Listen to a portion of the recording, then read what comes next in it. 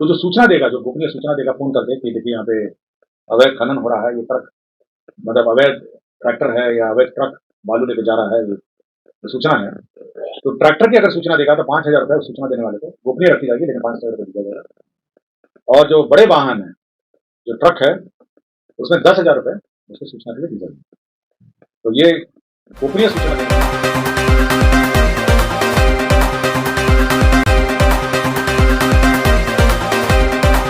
माननीय उच्च न्यायालय ने कहा है कि नहीं, सचिव के स्तर पर नहीं होगा, जैसे मुख्य न्यायाधीश उच्च न्यायालय पटना अथवा उनके द्वारा नामित वर्तमान एवं सेवानिवृत्त न्यायाधीश की अध्यक्षता में इसका चयन होगा। तो बस एक ही संशोधन है। श्रम संसाधन विभाग में बिहार कर्मचारी राज्य बीमा योजना महिला स्वास्थ्य कार्यकर्ता ऑक्सिलरी नर्स मिडवाइफ भर्ती प्रोन्नति एवं सेवा शर्त नियमावली है।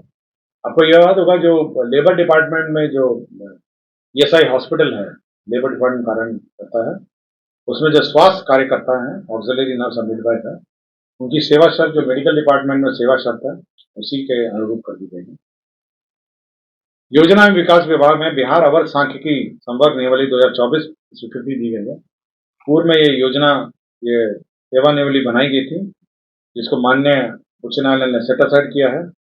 पुनः उसका संशोधित नियमावली स्वीकृत किया गया। सैनिक कल्याण निदेशालय के अंतर्गत जिला सैनिक कल्याण कार्यालय में कल्याण व्यवस्था के पदों पर भूतपूर्व सैनिक की भर्ती के संबंध में कल्याण व्यवस्था संबंध नियमावली 2024 का गठन किया गया है। खनिज पदाधिकारी, खनिज खान एवं भूतत्व विभाग में खनिज विकास पदाधिकारी, सहायक निदेशक, उप निदेशक एवं अपर निदेशक के प्रोन्नति के पदों पर बिहार लोक सेवा आयोग के माध्यम से सीधी नियुक्ति करने का निर्णय संबंधी संकल्प को संशोधित करने एवं प्रतिनियुक्ति के आधार पर मुख्यालय स्तर पर अपर निदेशक का एक पद, उप निदेशक का एक नियुक्ति की स्वीकृति के संबंध में निर्णय लिया गया। उद्योग विभाग में हैंडलूम का अलग डायरेक्टरेट होगा। ये बहुत सालों से था, ये मेरे ख्याल से 1978 में ये बना था, हैंडलूम का जो डायरेक्टरेट, और ऐसे पुराने पुराने पद थे। तो अब उसको मॉडर्नाइज, जो हैंडलूम की जो मॉडर्न व्यवस्था है, जैसे मार्केटिंग है, स्टोरेज है, इन्वेंट्री है, ये सब को मैनेजमेंट के लिए तो पूरे निदेशालय के जितने भी पद हैं सरेंडर करके नए पद किए गए। परिवहन विभाग, ट्रांसपोर्ट विभाग में जो क्षेत्रीय कार्यालय है उसमें 102 पद लिपिक, निम्न वर्गीय लिपिक के लेवल 2 के पद सृजित किए गए हैं। परिवहन विभाग में बिहार मोटर वाहन दुर्घटना दावा न्यायाधिकरण नियमावली में पद क्रिएट किए गए हैं, जिसमें मोटर वाहन दुर्घटना दावा न्यायाधिकरण अध्यक्ष के 3 पद, अपर जिला परिवहन पदाधिकारी के 3 पद, उच्च वर्गीय लिपिक के 3 पद, निम्न वर्गीय लिपिक के 3 पद और आंशिक लिपिक के 3 पद। गृह विभाग में टंकक सहायक अवर निरीक्षक के सृजित 78 पदों को सम परिवर्तित करते हुए उतने ही आशु सहायक अवर निरीक्षक के पद न्यू पद क्रिएट किए गए हैं। पीएमसीएच में आपको जानकारी होगा, जो नया पीएमसीएच बन रहा है उसमें 5,462 बेड का हॉस्पिटल बन रहा है। ये तो पुराना पीएमसीएच को तोड़ के नया बन रहा है, 5,462 बेड का बन रहा है। इसमें पद नए सृजन किए गए हैं। इसमें 4,315 4,315 नए पद सृजित किए गए हैं। तो 5,462 बेड का ये हॉस्पिटल होगा, इसमें 4,315 बेड होंगे। अब ये डिसमिस डॉक्टर की सूची है। डॉक्टर संजय कुमार है, चिकित्सा पदाधिकारी, सदर अस्पताल औरंगाबाद, ये 1/7/2016 से लापता थे। डॉक्टर संतोष कुमार, चिकित्सा पदाधिकारी, अतिरिक्त प्राथमिक स्वास्थ्य केंद्र ताराबड़ी अररिया, ये 14/9/2020 से लापता थे। डॉक्टर अकबर मसाहिदी, सामान्य चिकित्सा पदाधिकारी, ये चिरैया बरियारपुर बेगूसराय, 2/11/2017 से लापता थे। डॉक्टर गुप्ता सुषमा संजय, चिकित्सा पदाधिकारी, प्राथमिक स्वास्थ्य केंद्र अहमदाबाद कटिहार, 18/10/2019 से लापता थे। इन सबको डिसमिस कर दिया गया है। और डॉक्टर नौशाद अली हैं, तत्कालीन प्रभारी चिकित्सा पदाधिकारी, प्राथमिक स्वास्थ्य केंद्र धनियावा पटना। इन्होंने कार्यालय में जो चिकित्सा पदाधिकारी कर्मियों के भविष्य निधि और अन्य मदों से राशि की निकासी कर भुगतान नहीं करने में वित्तीय कार्य में शिथिलता बरते हैं, इनको भी बर्खास्त कर दिया गया। और राज्य में जो वैट में जो डीजल और पेट्रोल के जो रिटर्न्स फाइल करने हैं उसको सरल कर दिया गया है। और अब डीजल और पेट्रोल के जो रिटर्न्स हैं वो सरल रूप से फाइल किए जा सकेंगे। मैं डिटेल्स आपको उपलब्ध करा दूंगा। और पटना में पाटलिपुत्रा विश्वविद्यालय college of commerce Rajendra Nagar में मेट्रो के लिए जमीन, शिक्षा विभाग की जमीन थी, उसको मेट्रो के लिए स्थानांतरित किया गया। धन्यवाद। 36 एजेंडा पे धन्यवाद। लघु खनिज के जो अवैध खनन होते थे उसमें जो सूचना देते हैं, जो सीक्रेट गोपनीय सूचना देते हैं, उनको पुरस्कार देने की योजना। मतलब आपको याद होगा, जब ट्रैक्टर पकड़ाता है अवैध खनन का तो 25,000 का शुल्क लगता है, और ट्रक पकड़ाता है तो 2 लाख से लेकर 4 लाख का उसको फाइन लगता है। तो जो सूचना देगा, जो गोपनीय सूचना देगा फोन करके कि देखिए यहाँ पे अवैध खनन हो रहा है, ये ट्रक मतलब अवैध ट्रैक्टर है या अवैध ट्रक बालू लेके जा रहा है, ये तो सूचना है। तो ट्रैक्टर की अगर सूचना देगा तो 5,000 रुपए उस सूचना देने वाले को गोपनीय रखी जाएगी, लेकिन 5,000 रुपए दिया जाएगा। और जो बड़े वाहन है, जो ट्रक है, उसमें 10,000 रुपए उसको सूचना के लिए दी जाएगी। तो ये गोपनीय सूचना देने के लिए जो भी गोपनीय सूचना देगा उसको यह राशि दी जाएगी। इसमें बड़े वाहन लिखा है ना, आपका ट्रैक्टर है 5,000 और ट्रक एवं अन्य बड़े वाहन, तो बड़े वाहन हो जाएगा तो 10,000 रुपये।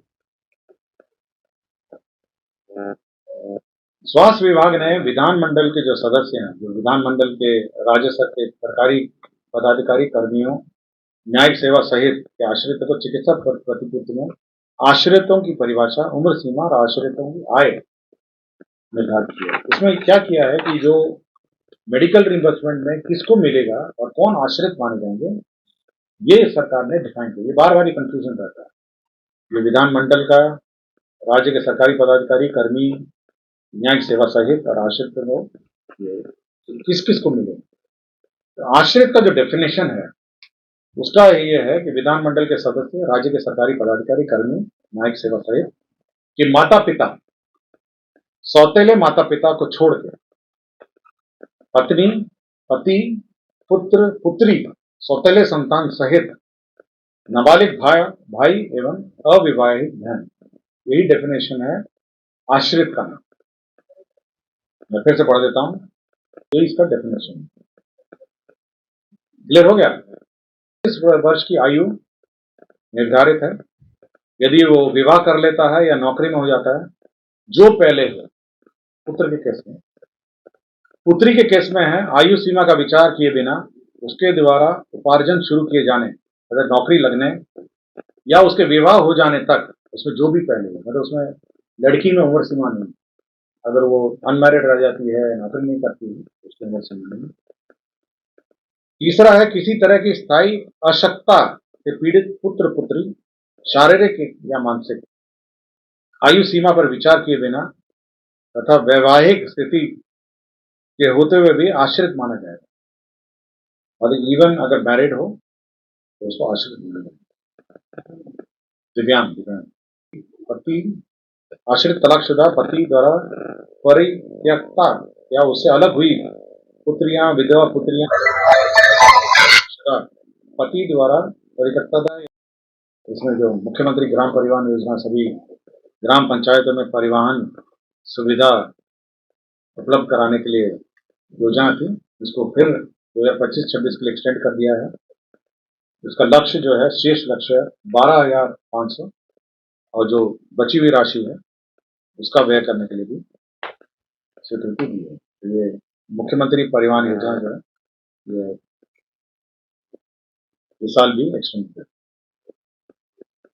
ग्रामीण क्षेत्र में पंचायती राज विभाग के नियंत्रणाधीन जो 58,003 ग्रामीण वार्डों में निर्मित 70,157 जलापूर्ति योजना है।